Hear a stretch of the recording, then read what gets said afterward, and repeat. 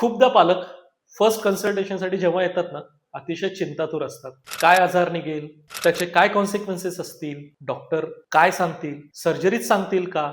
की अजून काही मार्ग निघेल? ह्याच्यानंतर यश 100% येईल ना? माझं बाळ, आलेला पेशंट 100% नीट होईल ना? ह्या सगळ्या शंका आणि प्रश्न आणि यांचा भडीमार फर्स्ट कन्सल्टेशनमध्ये असतो. फर्स्ट कन्सल्टेशन करताना माझ्यासाठी सगळ्यात महत्त्वाचं आहे, आधी त्यांना शांततेने ऐकणे, त्यांचे प्रश्न आणि त्यांच्या चिंता जाणून घेणे. त्यानंतर ॲज अ डॉक्टर माझा सगळ्यात महत्त्वाचा रोल आहे, की त्यांच्या चिंता दूर करणे किंवा त्यांच्या चिंतेचं निरसन करणे. जेणेकरून त्यांची जी अँक्झायटी आहे ती कमी होईल आणि त्यांना एक कॉन्फिडन्स वाटेल. पण त्यासोबतच ना, प्रत्येक गोष्ट ही पालकांना किंवा त्या रुग्णाला जर योग्य वयातला असेल तर माहिती असणं गरजेचं आहे. म्हणून मी त्यांना झालेली कंडिशन, त्यामागची कारणं आणि त्याच्यासाठी असलेले उपचाराच्या पद्धती आणि भविष्यात त्याशी निगडीत होणाऱ्या गोष्टी पहिल्या कन्सल्टेशनमध्ये हळूवारपणे सांगण्याचा नेहमीच प्रयत्न करतो. पण एक एक गोष्ट हळूहळू उलगडलंय तर कित्येकदा चिंता वाढत जाते. असं वाटतं की काल तर हे नव्हतं सांगितलं आणि आज हे सांगितलं, म्हणजे जास्तच काही होतंय का? जास्तच काही बिघाड होतोय का? तर प्रत्येक गोष्टीचा उलगडा